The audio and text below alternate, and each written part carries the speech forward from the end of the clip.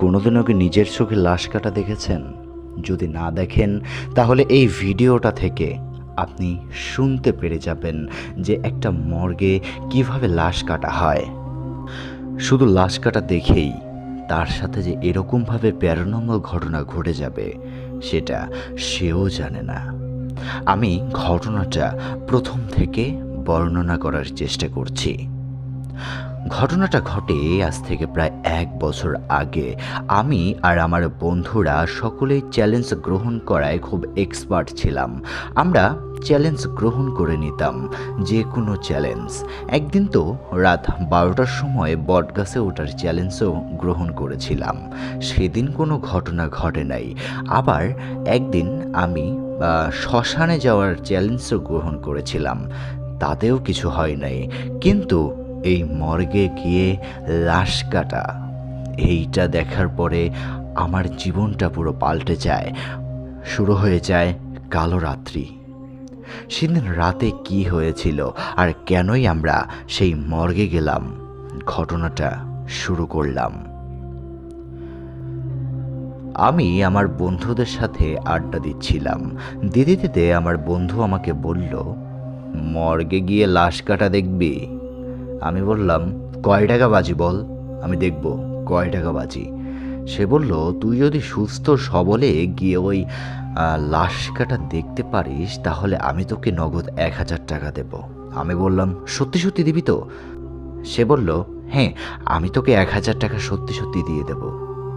তুই কি চ্যালেঞ্জটা গ্রহণ করবি? আমি বললাম, 100% আমি চ্যালেঞ্জটা গ্রহণ করব। পরের দিন আমি একটা হাসপাতালে গেলাম, যার পরে দেখতে পেলাম যে লাশ কাটা মর্গ সেখানে রয়েছে। যাওয়ার পরে আমি বললাম ডাক্তারকে যে আমাকে ভিতরে যাওয়ার সুযোগ দেবেন, আমি একটু লাশ কাটা দেখব। ডাক্তার বলল, অ্যালাউড নাই। আমি বললাম, প্লিজ আমাকে আমাকে একটু দেখতে দেন, আমি কোনোদিনও দেখিনি লাশ কাটা, আমাকে একটু দেখতে দেবেন? সে বলল, এখান থেকে বেরিয়ে যাও। আমি বললাম, না দেখে তো আমি যাব না।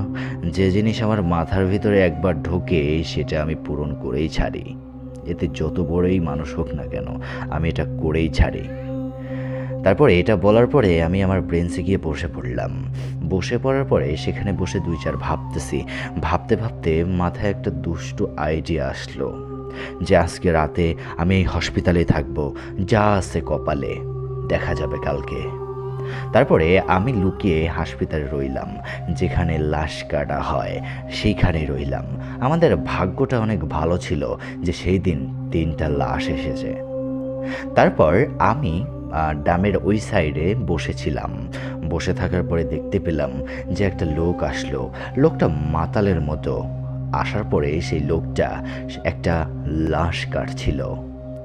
সর্বপ্রথম তার দেহে থেকে পেটের লাফি পর্যন্ত সে কেটে দিল। কেটে দেওয়ার পরে আমি আমার চোখটা বন্ধ করে নিলাম। বন্ধ করে নেওয়ার পরে আমি দেখতে পেলাম সে সব কিছু বের করছে আস্তে আস্তে। তারপরে আমি সেখানেই চিৎকার করে উঠি এবং চিৎকার করে ওঠার পরে সেই লোকটা বলল, কে ওখানে? এরকমভাবে লুকিয়ে লুকিয়ে কে ওখানে? আমি কোনো কথা বলি না, আমি সেখানেই বসে রইলাম। বসে থাকার পরে আমি মনে মনে ভয় পাচ্ছি প্রচুর। আমি ভাবলাম, আমি এখানে কেন এলাম? এখানে আসা আমার ঠিক হয় নাই, কেন এখানে এলাম আমি? তারপরে সেই লোকটা খুঁজতে থাকে চারিদিকে, কিন্তু আমাকে খুঁজে পায় না। এক পর্যায়ে আমি ওখানে বসেছিলাম, আধা ঘন্টা হবে। বসে থাকার পরে দেখতে পেলাম যে সেই লোকটাটা আবারও লাশ কাটতে থাকে। এরকমভাবে বীভৎস রকমের লাশ কাটা আমি কোনোদিনও দেখিনি। আমার গায়ের লোম দাঁড়িয়ে যায়। আমি এখন কি করব আমার মাথা কাজ করছিল না। আমি পুরো শরীর ভিজে ঘেমে গেছে। এখন আমি কি করব? আমার মাথা হ্যাং হয়ে গেছে আর কি।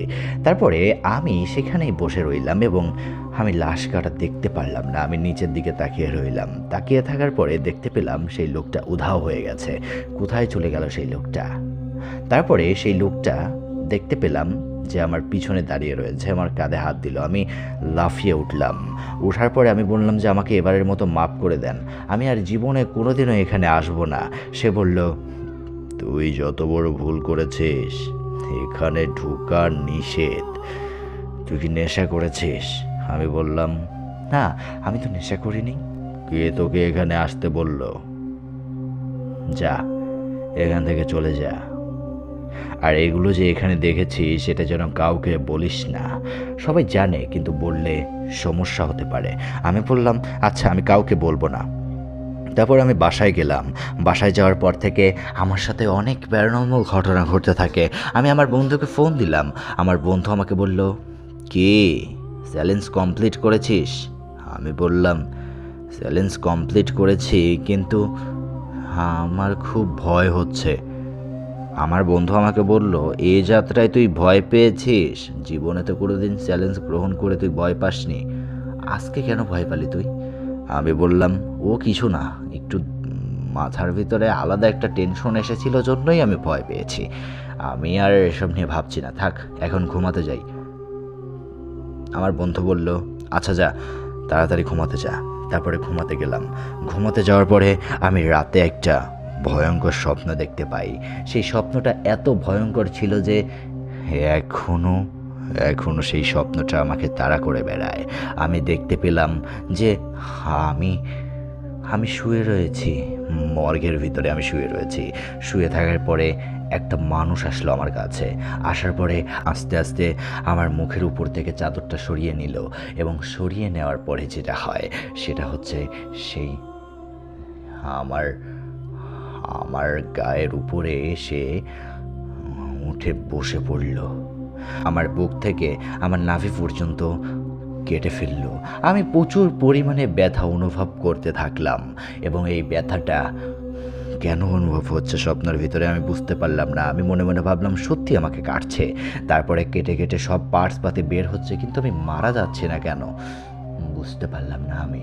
তারপরে এক পর্যায়ে আমার দিকে অনেক খারাপ দৃষ্টিতে তাকায়, এবং তাকানোর পরে তার চোখ লাল বর্ণ হয়ে গেছে, এবং তার চোখ দেখে আমি ভয়ে সেন্সলেস হয়ে পড়ে যাই। আমি স্বপ্নের ভিতরে সেন্সলেস হয়ে পড়ে যাওয়ার পরে আমি উঠে পড়লাম। উঠে পড়ার পরে আমি দেখতে পেলাম আমি তো ঘুমিয়ে পড়েছিলাম। তাহলে এটা কি হলো আমার সাথে? স্বপ্নটা আমার ভেঙে গিয়েছিল তখন। তারপরে আমি আমার পেটটা দেখলাম। দেখার পরে আমি অবাক হয়ে যাই যে আমার বুক থেকে আমার নাভি পর্যন্ত একটা দাগ। এই দাগটা তো স্বাভাবিক দাগ নয়, এটা তো কাটার দাগ। কিন্তু এই কাটার দাগ কোথা থেকে এলো আমি কিছুই বুঝতে পারলাম না। তারপরে সকালবেলা আমি আমার আমার মা বাবাকে সব কিছু জানাই, এবং তারা বলল যে তুই এসব খারাপ স্বপ্ন দেখেছিস হয়তো, আর তোর হাতের কাছে যা ছিল তুই সেটা নিয়ে হয়তো তুই বুক থেকে নাভি পর্যন্ত তুই কেটেছিস। আমি বললাম, এটা কোনোদিনও হতে পারে না। আমার রুমে সেরকম চাকু চুরি কিচ্ছু নেই, তাহলে এটা কিভাবে হলো আমার সাথে? আমি কিচ্ছু বুঝতে পারলাম না।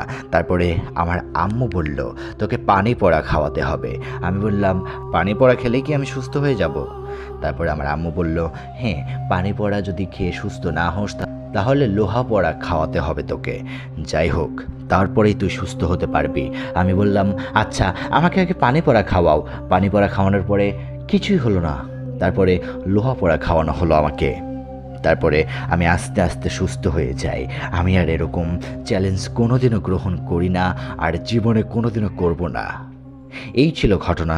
আশা করি এই ঘটনাটা আপনাদের অনেক বেশি ভালো লেগেছে। এই ছিল ঘটনা। আশা করি যে এই ঘটনাটা আপনাদের অনেক বেশি ভালো লেগেছে। যদি ভালো লাগে তাহলে অবশ্যই আমাদেরকে জানাবেন, ভালো না লাগলে সেটা আমাদেরকে জানিয়ে দিতে ভুলবেন না। অ্যান্ড আপনারা সাবস্ক্রাইব করুন আমাদের এই চ্যানেলটা। অ্যান্ড আমাদের অলরেডি সাবস্ক্রাইবারের সংখ্যা যদি আমি বলি তাহলে 600+ সাবস্ক্রাইবার আপনারা করে দিয়েছেন। Thank you so much. আপনারা আমাদের সাথে থাকবেন। দেখা হবে এপিসোডে 11-তে। ততক্ষণ পর্যন্ত ভালো থাকবেন, সুস্থ থাকবেন, এবং মোস্ট ইম্পর্ট্যান্টলি আমাদেরকে ঘটনা পাঠাবেন। আগামীকালকে একটা ভয়ঙ্কর স্টোরি আসতে চলেছে, কালো জাদুর একটা ঘটনা। এই ঘটনাটা আমাকে পাঠিয়েছেন আমাদের চ্যানেলের একজন মডারেটর। সেই ঘটনাটা কালকে আপনাদেরকে শোনানো হবে। ততক্ষণ পর্যন্ত সুস্থ থাকবেন, এবং মোস্ট ইম্পর্ট্যান্টলি হৃদয় দ্য হরর এবং আমাদের শো কালো ছায়ার সাথে থাকবেন। আসসালামু আলাইকুম। আরও একবার সকলকে বিদায় দিচ্ছি।